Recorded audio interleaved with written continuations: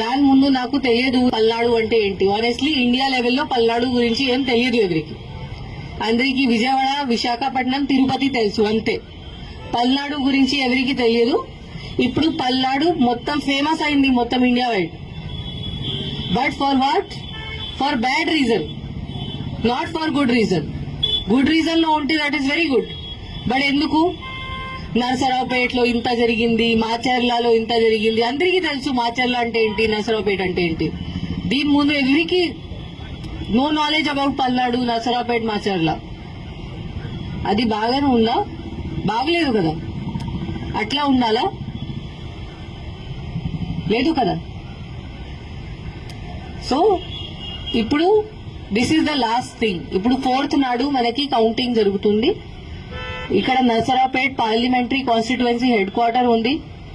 ఇక్కడే జరుగుతుంది కౌంటింగ్. దగ్గర మన టౌన్ బయటనే ఉంది కౌంటింగ్ వెన్యూ. ఇప్పుడు అందరూ చూస్తున్నారు. ఎలక్షన్ కమిషన్ కూడా నిన్న ఒక వీసీ చేసి ఆంధ్రప్రదేశ్ ది రివ్యూ చేయడం జరిగింది. అప్పుడు కూడా పల్నాడు డిస్ట్రిక్ట్ కి ఎంత టైం ఇచ్చారు, అంత టైం ఎవరికి ఇవ్వలేదు. ఇంత కాన్సన్ట్రేట్ చేశారు పల్నాడు డిస్ట్రిక్ట్ మీద. సో ఇప్పుడు అందరూ చూస్తున్నారు పల్నాడు అంటే ఏంటి. కౌంటింగ్ రోజు మళ్ళీ ఏదో జరుగుతుందా అట్లా అనుకుంటున్నారు. మళ్ళీ ఏదో జరిగితే పల్నాడు పోలీస్ పేరుది నాశనం అవుతుంది.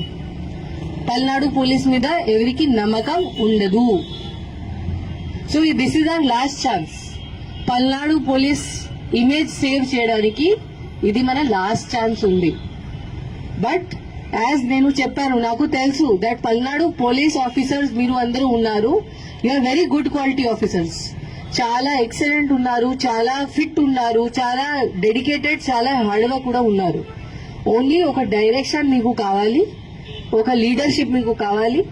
ఆ డైరెక్షన్ మీకు ప్రాపర్ గా ఎవరు ఇస్తే మీరు ఏదైనా చేయగలుగుతారు. అది నాకు తెలుసు.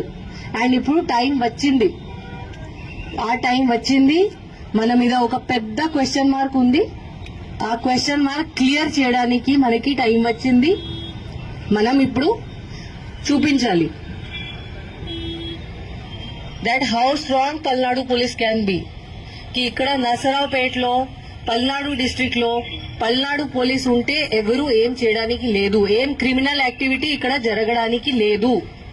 ఇది మనం ఇప్పుడు ప్రూవ్ చేయాలి అందరికీ. ఇక్కడ ఓన్లీ పీస్ఫుల్ ప్రాపర్ బిహేవియర్ జరుగుతుంది. అరాచకంగా ఇక్కడ జరగదు. ఇది మనం ప్రూవ్ చేయాలి, చూపించాలి. ఎవరికి ఇంత ధైర్యం ఉంటే బయట వచ్చి ఏదో గొడవ చేస్తే మనం వాళ్ళకి అసలు వదిలేము.